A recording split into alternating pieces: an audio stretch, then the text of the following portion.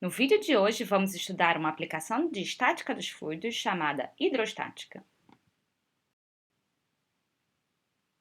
Recordem da nossa última aula a equação básica da estática dos fluidos. Vamos aplicar esta equação para um problema de hidrostática no sistema de coordenadas cartesiano. Em hidrostática, estudamos o gradiente de pressão em líquidos.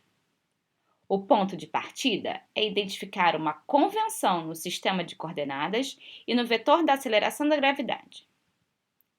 Por exemplo, considere um tanque de um líquido conforme o da figura, onde o sentido vertical foi orientado com o eixo z positivo para cima e o vetor da aceleração da gravidade está no sentido negativo de z.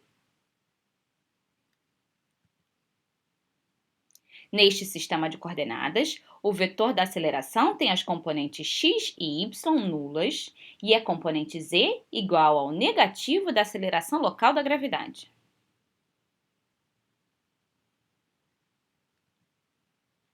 Podemos, então, descrever o gradiente de pressão para as aplicações hidrostáticas como a derivada parcial da pressão em relação a x igual a zero, a derivada parcial da pressão em relação a y igual a zero e a derivada parcial da pressão em relação a z igual a menos ρg. Note que as derivadas de P em função de x e y são nulas. Desta forma, chegamos a uma conclusão importante. Em aplicações de hidrostática, a pressão é função apenas da coordenada z. Podemos simplificar e escrever apenas que a derivada total da pressão em relação a z é igual a menos o peso específico do fluido. Lembre-se das restrições desta equação. O fluido deve estar em repouso, temos apenas a ação da força de campo da gravidade e o eixo de coordenada z foi orientado verticalmente para cima.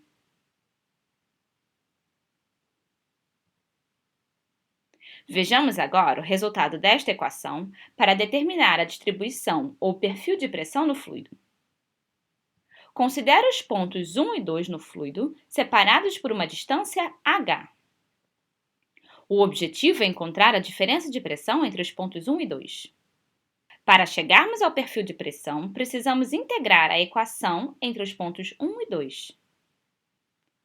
Como o fluido em questão é um líquido, podemos assumir as propriedades constantes.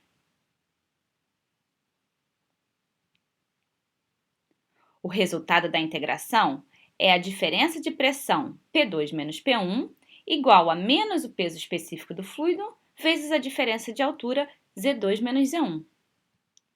Ou seja, a diferença de pressão entre dois pontos em um líquido depende apenas da propriedade do fluido e da diferença de altura entre os pontos.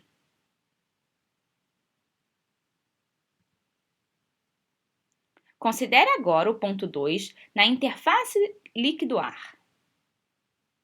Sabemos que neste ponto a pressão é a pressão atmosférica local.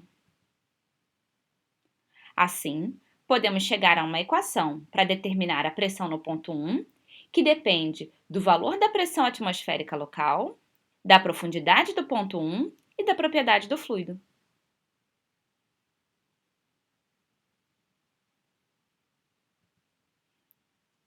Note que a pressão em qualquer ponto do líquido depende da profundidade em relação à superfície. Observe ainda que a pressão aumenta linearmente com a profundidade. Por fim, note que a pressão não depende do formato do tanque.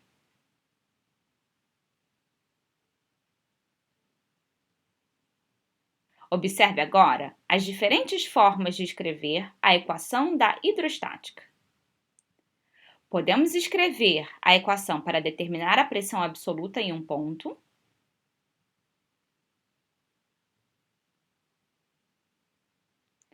Podemos escrever a equação para determinar a pressão manométrica em um ponto.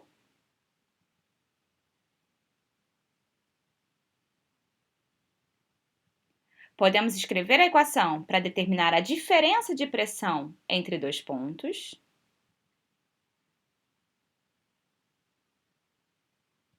E por fim, podemos utilizar a definição de carga como a altura de uma coluna de líquido equivalente a uma diferença de pressão.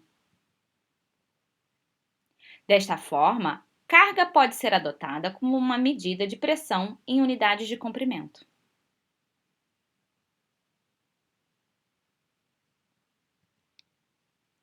Até o nosso próximo vídeo.